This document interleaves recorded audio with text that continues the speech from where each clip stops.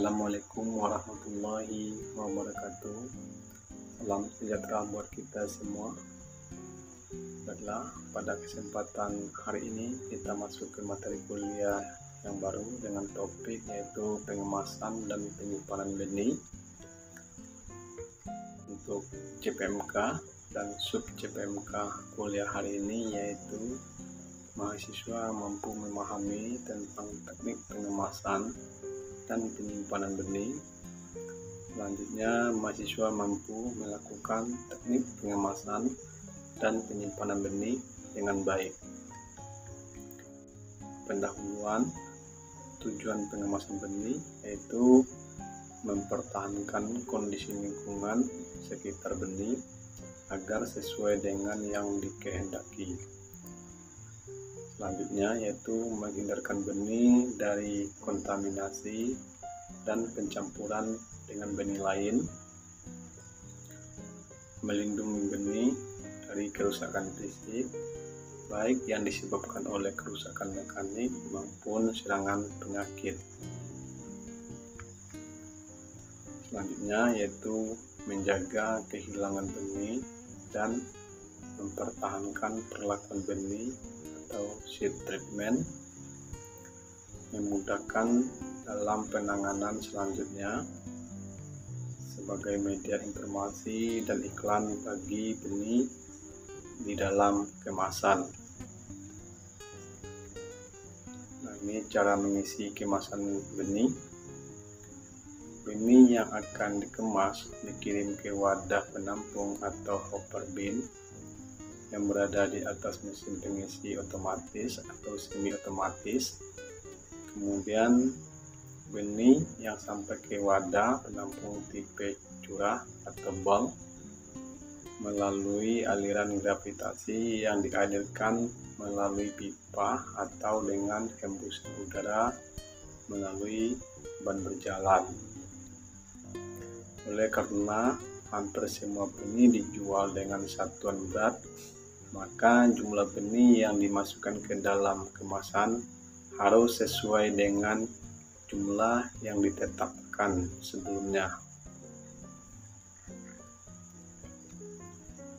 Nah, wadah ditutup dengan berbagai cara, diantaranya mengikat karung goni dengan cara menjahit dengan tangan atau mesin. Selanjutnya, merekat dengan menggunakan suhu panas pada polietilen dan merekat dengan lem dingin atau panas yang dioleskan di tangan untuk wadah logam dan kaca. Kemudian selanjutnya yaitu pemberian label kemasan. Pemberian label kemasan dapat berupa karton yang ditempelkan pada karung kain atau karung benih, mencetak langsung ke wadahnya atau kaleng, atau memberi huruf timbul pada tutup yang terbuat dari logam. Label merupakan informasi mengenai benih yang dikemas berupa nama, spesies, dan kultivarnya. Selanjutnya persentase benih hidup dan kemurnian dari benih. Tujuan dari penyimpanan benih itu tujuan utamanya adalah untuk mempertahankan viabilitas benih selama periode simpan yang lama, sehingga benih ketika akan dikecambahkan masih mempunyai viabilitas yang tidak jauh berbeda dengan viabilitas awal sebelum benih disimpan. Kemudian tujuan penyimpanan benih selanjutnya yaitu mempersiapkan cadangan bahan perbanyakan tanaman untuk periode tanam atau musim tanam berikutnya. Selanjutnya, tujuan penyimpanan tersebut yaitu pelestarian dari plasma nimfa. Nah, faktor yang berpengaruh dalam penyimpanan benih ada faktor genetik, yaitu benih dari beberapa spesies tanaman dapat bertahan lebih lama pada kondisi penyimpanan tertentu dibandingkan dengan spesies lainnya, seperti benih ortodok dibandingkan dengan benih yang bersifat rekalsitran. Kemudian struktur dan komposisi kimia benih. Nah, ini juga faktor yang mempengaruhi terhadap penyimpanan benih. Struktur dan komposisi kimia benih, yaitu ini akan mempengaruhi juga terhadap penyimpanan benih, karena ada tidaknya gulma atau lemma dan palea pada benih, di mana ditemukan bahwa lemma dan palea dapat menekan pertumbuhan cendawan yang pada saat benih disimpan. Komposisi kimia benih berkaitan dengan sifat higroskopis benih. Benih yang mempunyai kadar protein tinggi atau kadar karbohidrat tinggi lebih bersifat higroskopis dibandingkan dengan benih dengan kadar lemak yang tinggi. Ini menurut Copeland 1976. Kemudian faktor yang mempengaruhi penyimpanan benih yaitu faktor viabilitas awal benih. Sering dianggap bahwa benih tumbuhan dapat berkecambah hanya setelah buah yang berisi benih itu telah masak. Namun pada kenyataannya ada benih tumbuhan yang dapat berkecambah jauh sebelum benih itu mencapai masa fisiologis atau sebelum mencapai berat kering maksimum.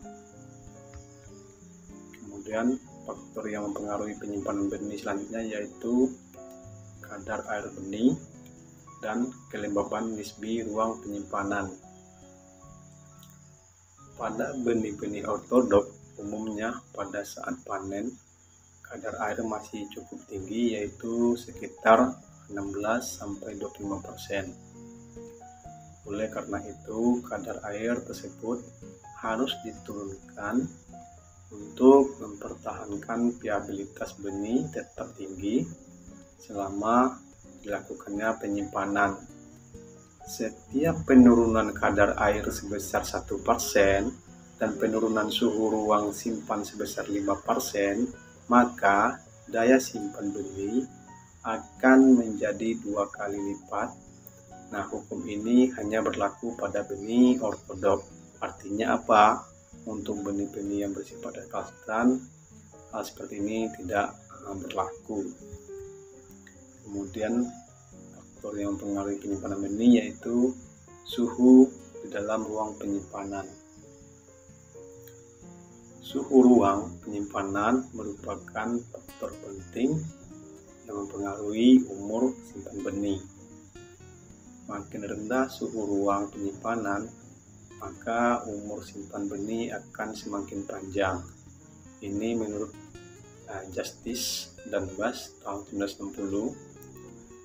Kemudian menurut kaidah kedua yaitu menurut Harrington dalam Sutopo 1988, dengan penurunan suhu ruang simpan sebesar 5 derajat Celcius, maka daya simpan benih akan meningkat 2 kali lipat. Nah, hukum ini berlaku pada suhu ruang simpan antara 0 sampai 50 derajat Celcius. Kemudian faktor yang mempengaruhi penyimpanan benih yaitu adanya hama, penyakit, dan mikroorganisme.